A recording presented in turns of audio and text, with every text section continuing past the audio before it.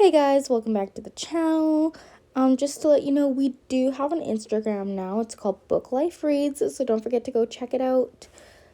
And it'll have the books that we've previously read and the upcoming books and maybe some polls on what you want to listen to be read. In Search of April Raintree, Chapter 14. After the long weekend, I tried to keep the feeling I had alive even though I was back in the city.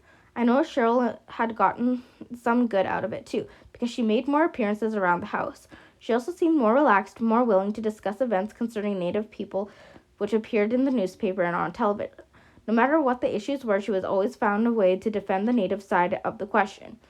Now, when she began telling me that she was going to the Friendship Center, I knew without a doubt that she indeed was going there. The old fire had been rekindled. Cheryl had been tearing clippings out of the newspaper, presumably to act on them. If possible for Cheryl, I knew it was probable. I returned to working part-time, but the scenes I saw on my way to and from work on Main Street gradually made the weekend's emotions disappear. I remember my original evaluation of these people. Everyone always said, those Indians on Main Street. But there were a lot of Métis there too. No, I felt no affection towards any of the Native people. But for Cheryl, I faked interest. So when Cheryl asked me to go downtown to the Friendship Center, I went with her. I agreed and went with her. We decided to walk, or rather Cheryl decided to walk. Walking was Cheryl's chief mode of transportation, even in the winter. I suspected she was snubbing my little car. However, it was a beautiful evening to be out, the kind where you could breathe deeply and smell the delicious night air. It made me feel giddy, as in giddy up and go, the kind of evening that if I were a horse, I'd be kicking my heels up and running like crazy. Cheryl and I talked about the Steynolds kind of longingly. We admitted we both felt too embarrassed to go back and see them, having been out of touch with them for so long, and perhaps our main desire would have been just to see and ride the horses. Cheryl and I decided we would go horseback riding a lot more often than we had been doing. It was one way for me getting her into our car. When we got to the Friendship Center, we entered a large recreation room. I saw a lot of elderly Native people and Cheryl mixed along with them immediately, with me tagging along behind her. While she conversed with them, I could only smile patronizingly and nod when I was expected. I knew that Cheryl saw her quiet beauty, their simple wisdom, and all I could see were watery eyes, leathery brown skin, uneducated natives. Cheryl explained that many of the people were in the city for either medical reasons or they were visiting relatives. When they returned north to their homes, they would resume fishing, trapping, and committing themselves to crafts. One thing you wouldn't like is the way they live in winter, Cheryl said to me. Some of them have to walk miles and miles just for their water. They roll up newspapers inside their jackets for extra warmth. Cardboard and plastic replace broken window panes. Their furniture is wooden and crepe blankets on the floor. Well, you've seen the pictures in some of the books I've given you. Sure, but I thought that was in the olden days. I thought they had new houses. New houses? Yeah, but cheaply made, no plumbing, no sewer system. Besides, those housing problems were thought up by Indian Affairs, which means only treaty Indians get any of the supposed benefits of them. Non-status Indians and Métis get welfare, and that's it.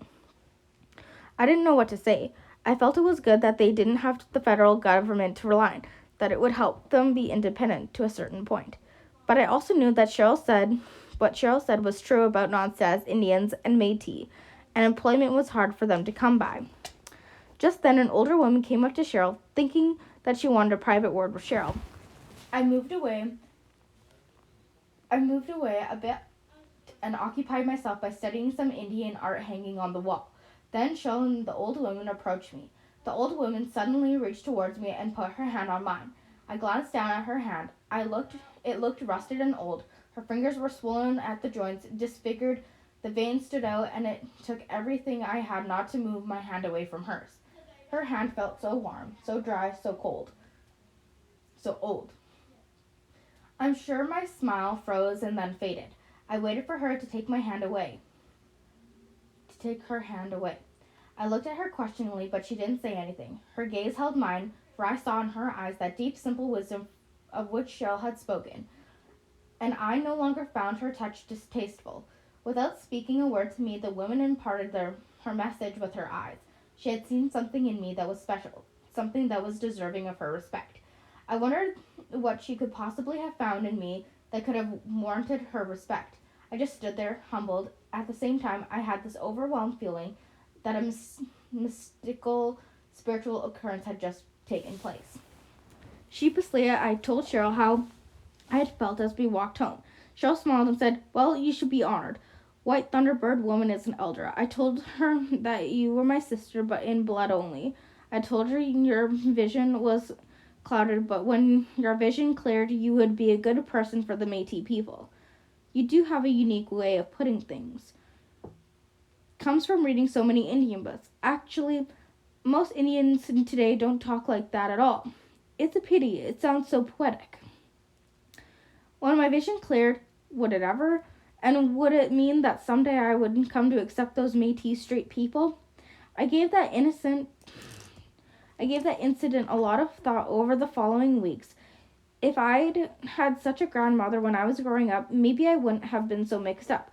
My emotions were getting the better of me. Finally, I put it all down to the fact that it was a very emotional time in my life with the divorce and rape and all. Still, I continued to waver back and forth as to just how I felt about being a Métis. It was a part of me. I was part Indian, but so what? In September, Roger came over to my place on a Saturday morning. It had been 2 months since I had last seen him. I'd missed him, of course, and I had found it lonely without his company. But then I had Cheryl's company, and that made up for it, a little.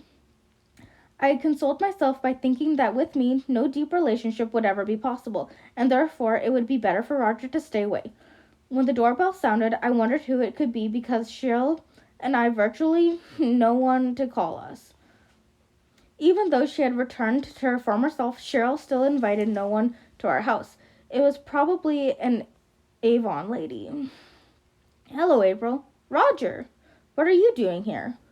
I was surprised and pleased to see him, and a smile came to my face instantly. "Oh, I was in the neighborhood. Thought I'd drop by for a cup of coffee and see how you were." He smiled. "In the neighborhood, huh?" I smiled back and led him into the kitchen. When I had gotten the coffee, he sat at the table but didn't say anything. Finally, he said, "Look, before..." At the same time, I said, "I missed you." "Well, I missed you too. I was hoping and waiting for you to call me. But then, that's like playing a game, isn't it?" And I said I wasn't going to play games anymore.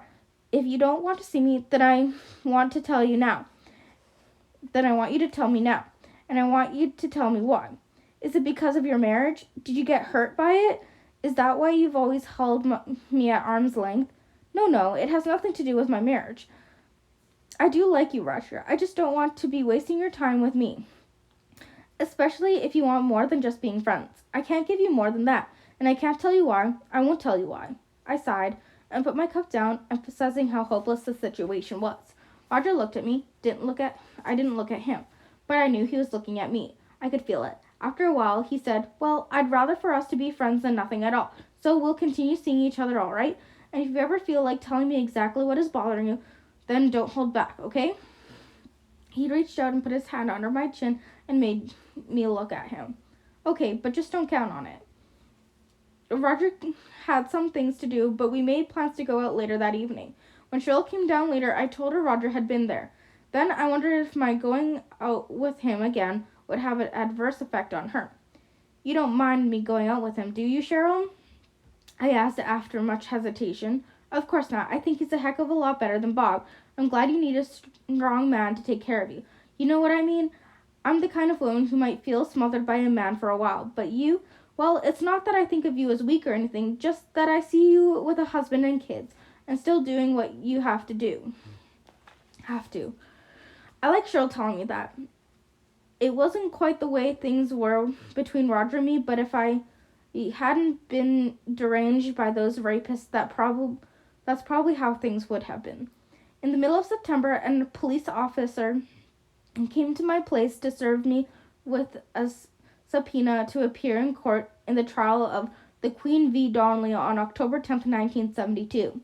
On October 3rd, I had to return to that basement office at the Legislative Building to see Mr. Scott, the Crown Attorney. He explained that Oliver Donnelly was going on trial only for the charges of unlawful confinement and rape.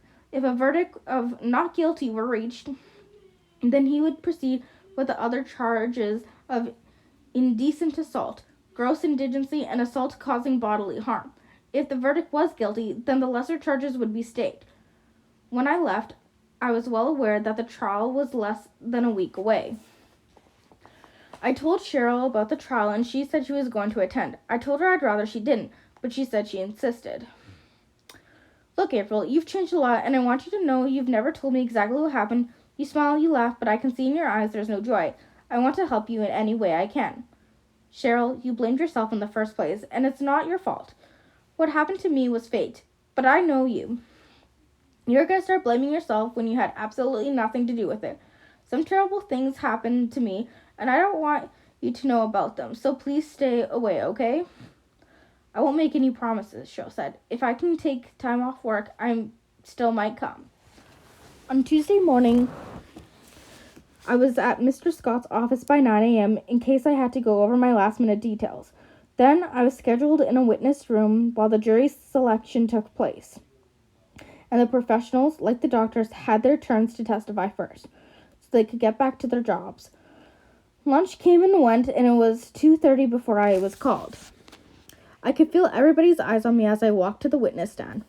My insides were twisted into a knot. Nervously, I listened to the clerk ask me if I could swear to tell the truth, the whole truth, nothing but the truth, so help me God. I said, I do. I was already trembling, and I hadn't said but those two words. While the Crown Attorney shuffled through some papers on his table, I looked around, not moving my head. On my left were my jurist. On my right, a higher up, was the Honorable Mr. Justice Saul. There in front of me, enclosed in the prison dock, was Oliver Donnelly, staring up at me. I quickly averted my eyes. Mr. Scott was quite different in his role before the jurist. He was very sympathetic and seemed thoroughly offended by what he knew had happened to me. Again, I had to tell of the night of the rape. I answered in as much detail as I thought he wanted. I faltered at times, turned red, looked at the floor. It was a horrible experience saying in front of all those people what had actually happened to me. I had to fight to control my trembling and shaky voice. I had to pretend it wasn't as bad as all that. I was asked to describe the man who raped me. I did so. Is that the person whom you're describing present in the courtroom today? Yes, he is. Could you point that person out? He's over there, I said, pointing at Donnelly, as I had been previously instructed to do. Mr. Scott said, let the record show that the accused, Oliver Donnelly, has been identified by April Raintree, the complainant. When Mr. Scott finished with me, it was Mr. Snyder's turn. He was the defendant's lawyer. I expected him to be aggressive, as he had been at the preliminary hearing, but he wasn't. After going over my identification of Oliver Donnelly, he asked, all right, you were in the car. What did you do when you were still in the city limits? I sat in the corner of the back seat. Did you fight or plead with them to let you go? No, I was. So you didn't do anything at all? No. Now, would you say the defendant was intoxicated? I don't know. Did you state that you smelled liquor on his breath? Yes, I did. You did what, Miss Raintree? I smelled liquor on his breath. You stated that you were going to your sister's place to pick up her effects. Is that correct, Miss Raintree? Yes. Do you know how your sister earned her living at that time? I answered no. At the same moment, Mr. Scott raised his voice, objecting that the question wasn't relevant to the case. The judge intervened to say he didn't have to make a ruling because I had already answered. After I had completed my testimony, the Crown Attorney called Stephen Gurnan to the stand. He was sworn in, but the judge called a recess until the following day. That night, I wondered why the defense counsel had asked me what Cheryl did for a living. She seemed distracted, but I didn't think it was important enough to ask her. She said she was going to go out for a while. I took the opportunity to take my ritual bath. Maybe tonight I would be able to get rid of the awful stench forever. But instead, everything was more intensified. The smell became stronger, as if the perfumed oil had somehow turned into their bodily scents. I again had the visions of their lunatic faces, laughing, sneering. I hadn't been able to say that in court. Frantically, I scrubbed and lathered and scrubbed some more. Finally, I broke down and started crying. I dried myself off roughly. Then I put my nightgown on and methodically began to brush my hair. Suddenly, I could stand it no longer. I threw the brush down and it hit the bathtub with a resounding clang. Then I snatched the bar of soap and the bath brush and threw them on the floor. With my arm, I swept all the perfume jars and other containers off the vanity. All I felt was a frenzied frustration. My sobbing had grown louder and louder, and I finally screamed, "You bastards! You lousy, dirty bastard! I wish you were all dead! Do you hear me? I wish you goddamn bastards were dead!" I slumped to the floor and pounded the ceramic tiling as hard as I could. I wanted to transfer the pain from inside to my fist. I cried until I had no more tears. I stayed there for a while, not thinking of anything. Gradually, some of my humor returned, and I chided myself for making such a mess because it was me who had to clean it up in the end. But first, I'd have a coffee. I went to the kitchen, made myself a cup, and sat down at the table to smoke a cigarette. I sure felt good after all that crying I had just done. The second day of the trial started with the Crown Attorney having Stephen Gurnan tell everything that had occurred that night, and they went over the identification of the rapist. There was no doubt that the Crown Attorney had the identification area well covered. As far as I was concerned, the defendant didn't have a leg to stand on in the way of defense. The defense counsel then got up to question Gurnan. As expected, he asked him what he had originally been charged with. He noted to the jury that Gurnan had gotten the charge reduced to forcible confinement. Mr. Snyder's tone when he questioned Stephen Gurnan showed his open contempt. The defense counsel brought out the fact that Stephen Gurnan had told Donnelly that the intended victim was a known prostitute. "How did you know that this certain girl you were supposed to scare was a prostitute?" Objection. That's hearsay evidence. Mr. Gurnan could not know that for a fact, since he didn't know the complainant. It is hearsay evidence, my lord, but we believe this evidence is important, not to prove that the girl was a prostitute, but that the witness believed her to be a prostitute. Mr. Justice Saul said to Mr. Scott, "He does appear to have a point." Overruled. The defense lawyer repeated his question, to which Stephen Gurnan answered, "My sister told me." "And what is your sister's name?" Sylvia Gurnan."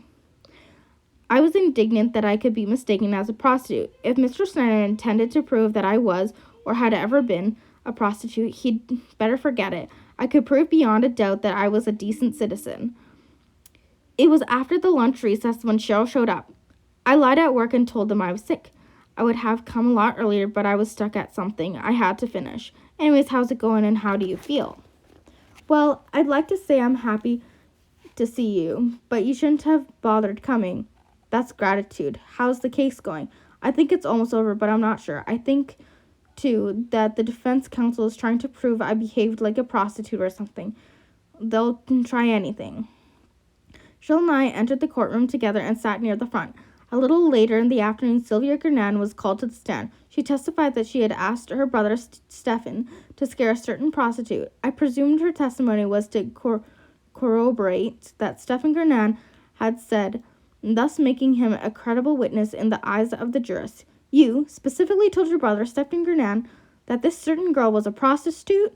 Mr. Snyder asked. "Yes, we all knew she was a prostitute. It wasn't a secret," Sylvia replied. "Did you know this girl's name?" "Yes, her name's Cheryl Raintree." Shock waves went through me. I looked sideways at Cheryl.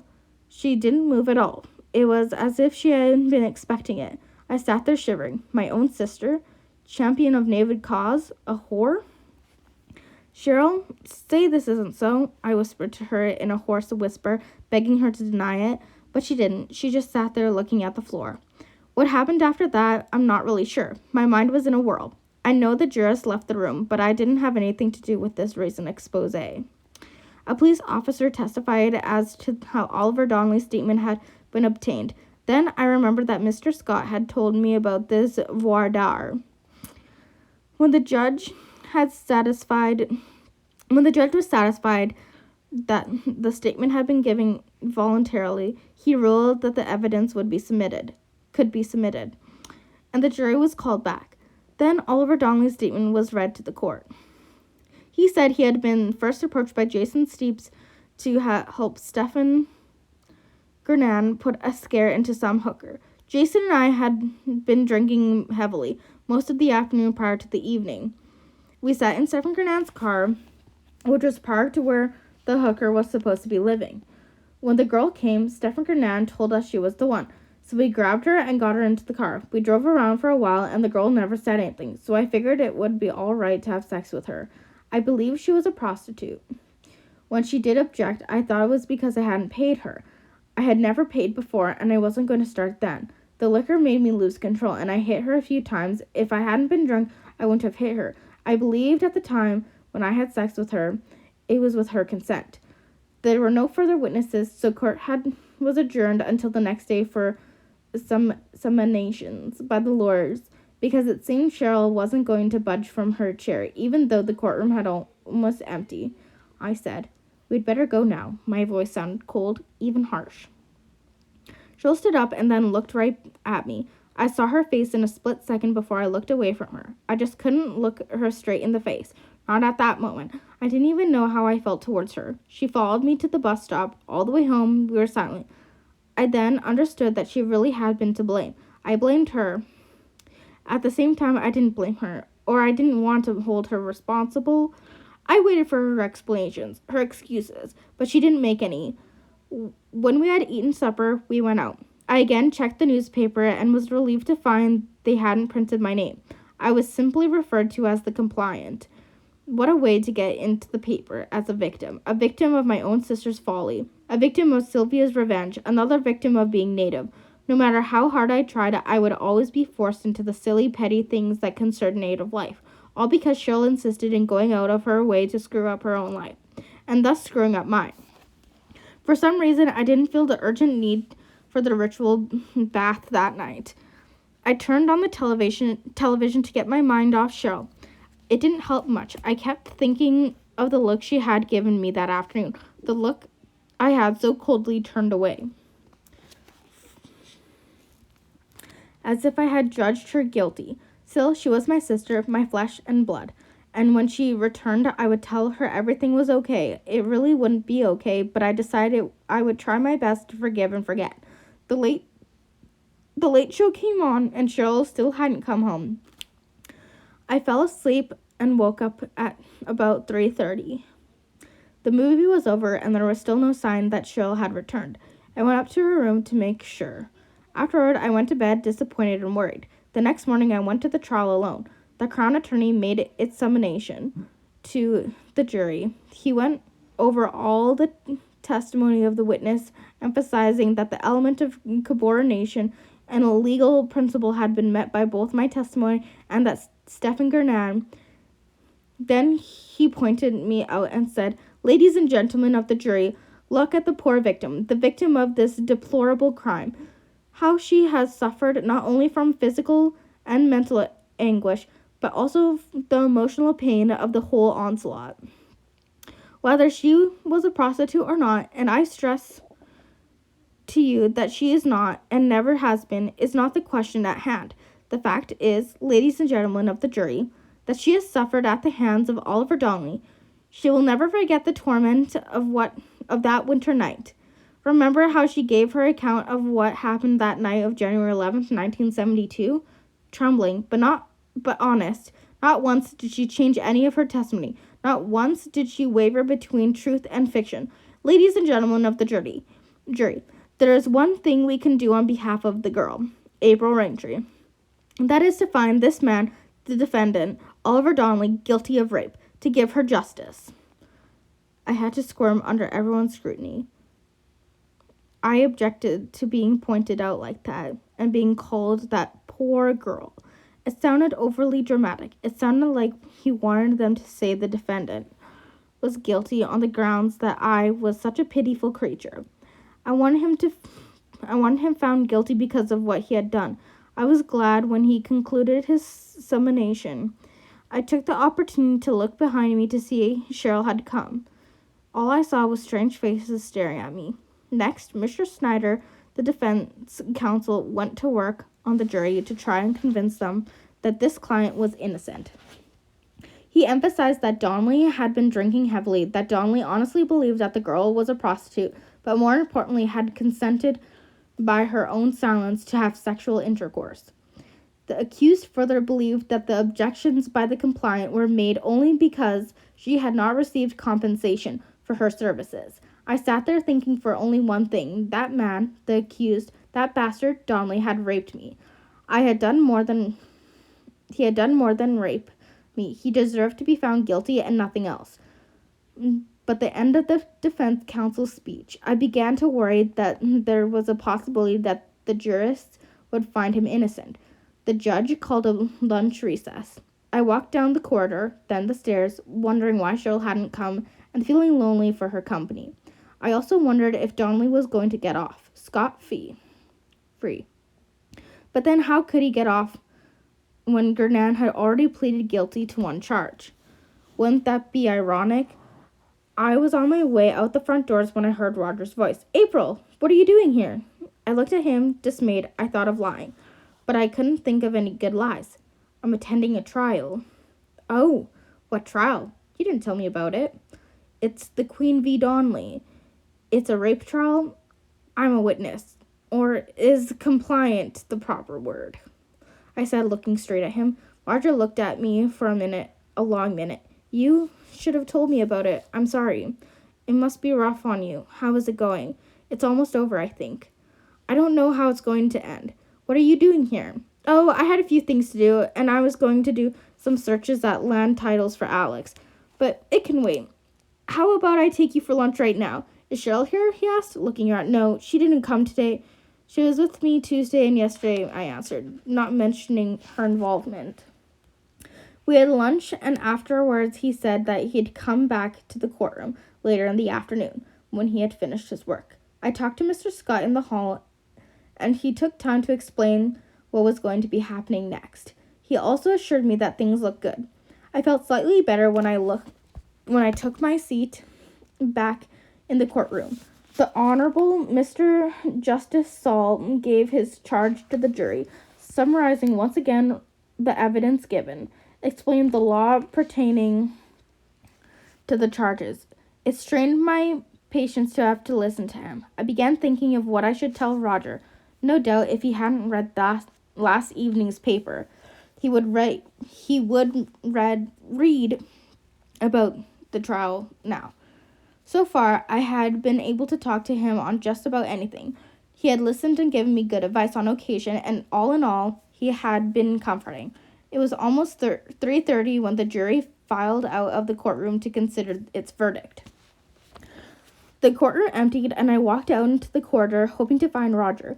He was coming toward me from the other end of the hallway. We waited together, not saying anything about the trial. He asked me again about Cheryl. I'd rather not talk about Cheryl right now, Roger. I just hope she's fine, but I'm worried because she didn't come home last night. But I'll tell you about it later.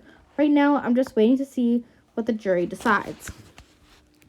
It was a little over an hour later when we were summoned back into the courtroom. I was impatient because it took everyone such a long time to get back into their places, especially the judge. I sat there, scarcely breathing, waiting for that one word, guilty. The jury filed back into the courtroom, and there was more legal footwork as I waited for that word. I looked at a distant point in front of me, not daring to look at the faces of the members of the jury. I heard the foreman of the jury respond affirmatively to the question of whether they had reached a verdict, and then I heard it. We found the defendant guilty as charged. I sighed with relief. Justice, to a certain point, had been done.